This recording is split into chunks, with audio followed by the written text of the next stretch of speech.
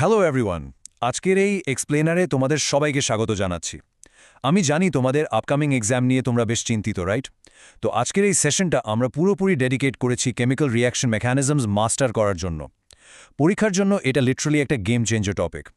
অনেক সময় দেখা যায় যে শুধু ব্যালেন্সড ইকুয়েশন দেখে রিঅ্যাকশনের ভেতরের আসল কাহিনীটা বোঝা যায় না।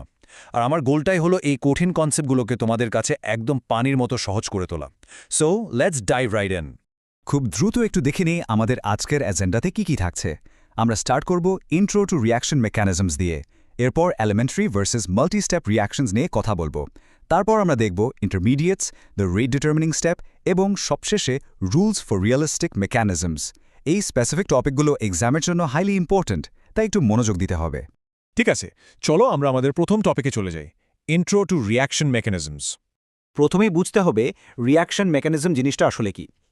দেখো, আমরা যখন খাতায় একটা কেমিক্যাল ইকুয়েশন লিখি, সেটা কিন্তু শুধু ইনিশিয়াল রিঅ্যাক্ট্যান্টস আর ফাইনাল প্রোডাক্টসটাই দেখায়, কিন্তু বাস্তবে রিঅ্যাকশনটা ঠিক কিভাবে ঘটছে।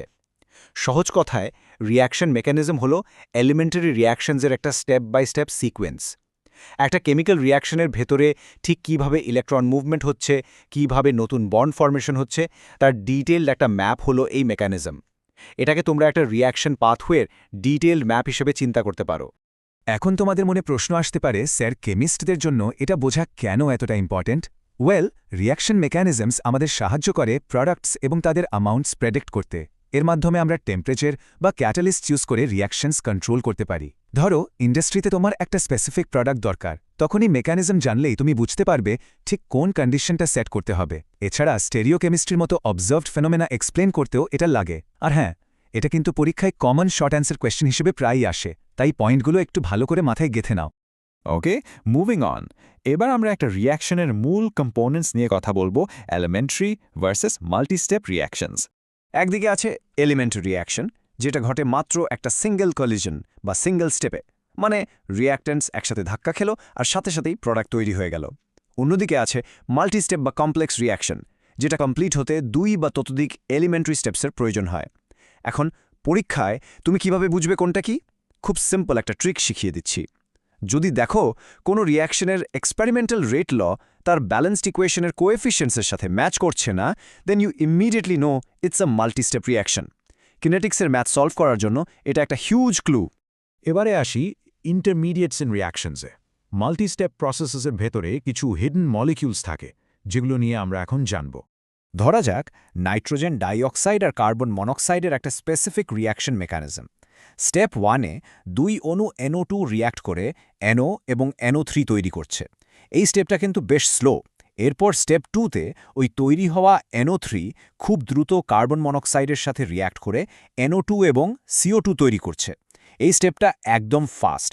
মজার ব্যাপার হলো, আমরা যদি এই দুটো স্টেপস অ্যালজেব্রার মতো যোগ করে দিই, তাহলেই আমরা ওভারঅল ব্যালেন্স রিঅ্যাকশনটা পেয়ে যাব। আগের রিঅ্যাকশনটা থেকে নিশ্চয়ই একটা ব্যাটা নোটিস করেছ। NO3 মলিকিউলটা প্রথম ধাপে তৈরি হয়েছিল এবং দ্বিতীয় ধাপে কিন্তু সেটা ব্যবহৃত হয়ে গেছে। এই ধরনের স্পিসিসকেই বলা হয় রিঅ্যাকশন ইন্টারমিডিয়েট। ডেফিনেশনটা খেয়াল করো, এটি এমন একটি কেমিক্যাল স্পিসিস যা একটি এলিমেন্টারি স্টেপে ফর্ম হয় এবং সাবসিকুয়েন্ট স্টেপে কনজিউম হয়ে যায়। এক্সামের জন্য সবচেয়ে ক্রুশিয়াল পয়েন্টটা বলে দিচ্ছি, রিঅ্যাকশন ইন্টারমিডিয়েটস কখনোই ওভারঅল ব্যালেন্সড ইকুয়েশনে শো আপ করে না, কারণ সমীকরণ যোগ করার সময় এগুলো অটোম্যাটিকলি ক্যান্সেল আউট হয়ে যায়। কনসেপ্টটা একদম ক্রিস্টাল ক্লিয়ার করার জন্য চলো আরেকটা কুইক এক্সাম্পল দেখি। স্টেপ 1-এ NO এবং NO মিলে N2O2 তৈরি করছে। আবার স্টেপ 2-তে সেই N2O2 অক্সিজেনের সাথে মিলে 2NO2 তৈরি করছে। ওভারঅল ইকুয়েশনটার দিকে খেয়াল করো, ওখানে কিন্তু N2O2 নেই, কারণ N2O2 হলো এই সিকোয়েন্সের ডিটেক্টেড ইন্টারমিডিয়েট, যেটা তৈরি হওয়ার পরপরই আবার কনজিউম হয়ে গিয়েছে। অলরাইট, এবার আমরা এমন একটা টপিকে ঢুকছি যেটা যে কোনো রিঅ্যাকশনের absolute bottleneck, the rate determining step. আমি বলবো তোমাদের এক্সামের জন্য এটা arguably the most critical concept. সংক্ষেপে আমরা এটাকে বলি RDS।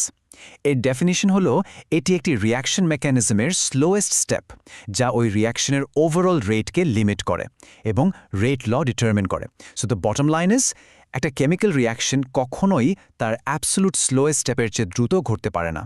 মেকানিজমের বাকি ধাপগুলো যতই ফাস্ট হোক না কেন, এই ধীরগতির ধাপটাই পুরো রিঅ্যাকশনের স্পিড কন্ট্রোল করে। বিষয়টা মনে রাখার জন্য এই traffic jam অ্যানালজিটা just best.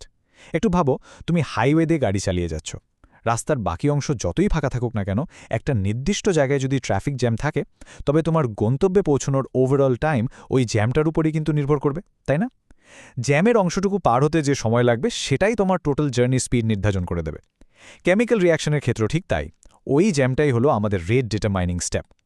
Exam হলে বসে ভুলেও গেলে এই হাইওয়ে ট্রাফিক জ্যামের কথা মনে করবে, দেখবে কনসেপ্টটা ইনস্ট্যান্টলি মনে পড়ে যাবে। আমাদের আগের NO2 এবং COA রিয়াকশনটাতে আবার একটু ফিরে যাই। মনে আছে স্টেপ 1 ছিল স্লোয়েস্ট? যেহেতু স্টেপ 1 হলো রেট ডিটারমিনিং স্টেপ, তাই ওভারঅল রেট ল সরাসরি এই স্টেপ থেকেই আসবে। এখানে রিয়্যাক্ট করছে 2 অণু NO2, তাই প্রেডিক্টেড রেট ল হবে rate equals K Times the concentration of NO2 squared. এবং সবচেয়ে দারুণ ব্যাপার হলো এই প্রেডিকশনটা এক্সপেরিমেন্টাল অবজারভেশনসের সাথে একদম পারফেক্টলি ম্যাচ করে। এভাবেই স্লো স্টেপ আইডেন্টিফাই করে আমরা যে কোনো রিয়াকশনের রেট ল ইজিলি বের করে ফেলতে পারি। আমরা আমাদের এক্সপ্লেনারের একদম শেষ অংশে চলে এসেছি, রুলস ফর রিয়েলিস্টিক মেকানিজমস।